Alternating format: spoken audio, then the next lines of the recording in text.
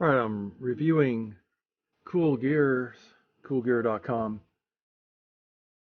DC powered USB hub.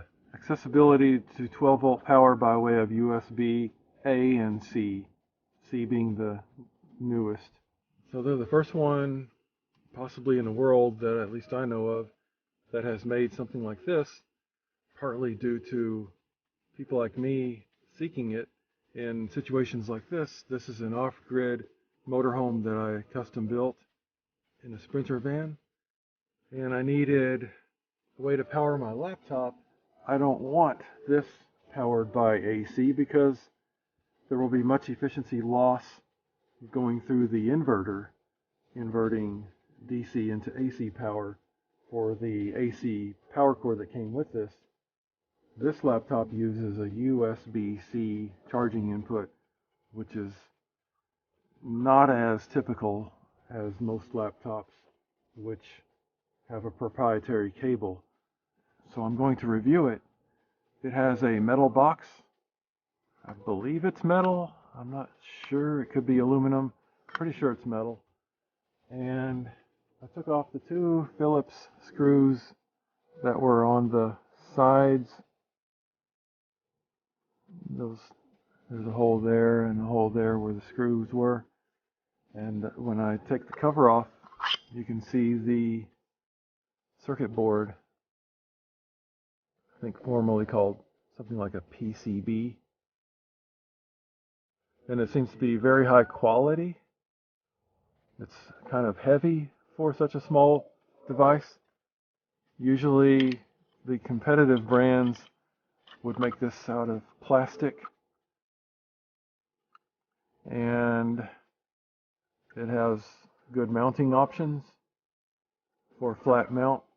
I'm sure if you want to, you could use Velcro or double-sided tape, but then when you remove it, you'll probably lose the sticker that has a serial number. And it has a place to plug in your DC power direct for best efficiency. Has cooling vents on this side, right there. And type A and C. The only recommendation I have so far is to spread these out apart a little bit. That is because sometimes people want to plug in a dongle or some device, maybe who knows what. It might be kind of wide. That's not going to usually be the case because usually it will be just a cable coming in. But for those, for whatever reason, they want to plug in something that's a little wide and they want to use both ports, they may be restricted and have to use an extension cable instead. But that's not a real big deal. That's about the only thing I can find that I would recommend changing. Now to hook it up. Here is my positive and negative DC ready to go. This will be the first time I have attempted to hook this up. Okay, it says on the bottom VDC in on this side, so that's going to be this red cable. Put it in there, and it's going to want to use a really small screwdriver. That's going to be about as large as it'll allow. So I'll tighten this up, the negative end. So those wires are kind of connected a little close together. Another recommendation I would have is to have that spread apart a little bit further so that for people who strip the wire too long, it'll decrease the chances of short out. And you also want to have a fuse between here and your 12 volt battery. Another option they could have is a fuse. It doesn't look like it has a fuse. Okay, so it's powered on because I can see some red. Yeah, there's a red light right here on the front, and I'll be able to see it there. I'm going to bring the camera in closer in a minute. Okay, I'm going to plug in my laptop. Oh, yeah, that's why I should have fastened it.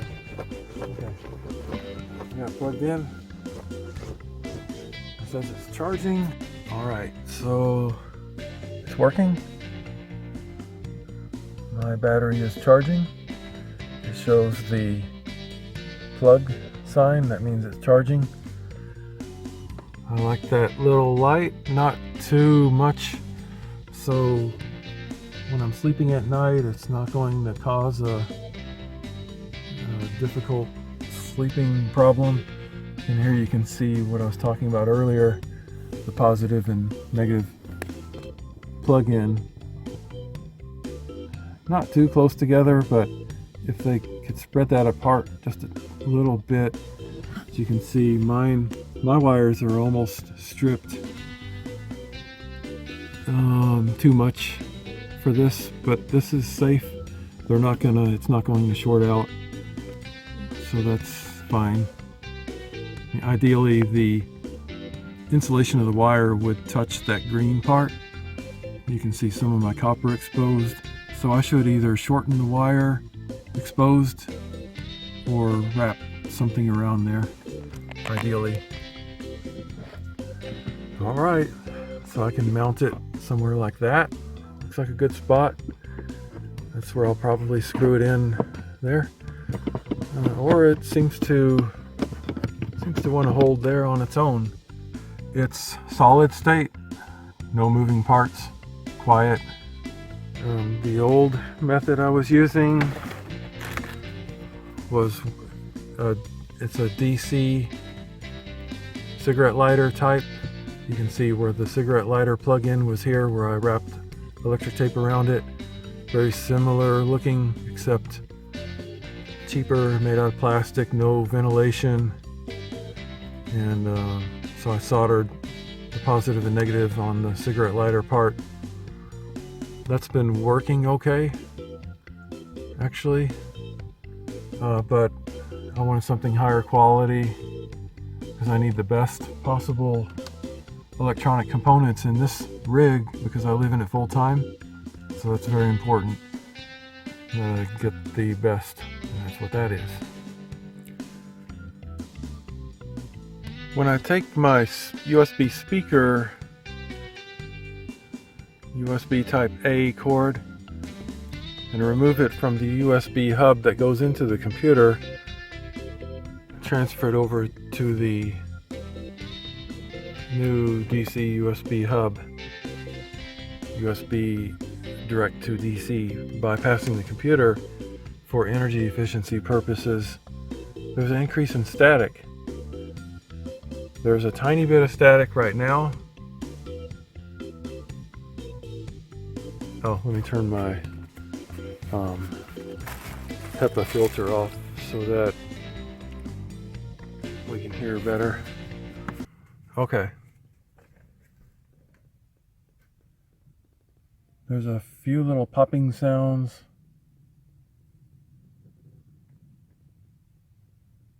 Really faint. You have to listen carefully.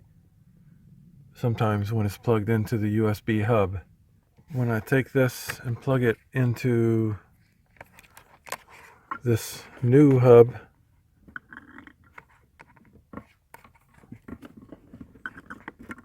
there's more static.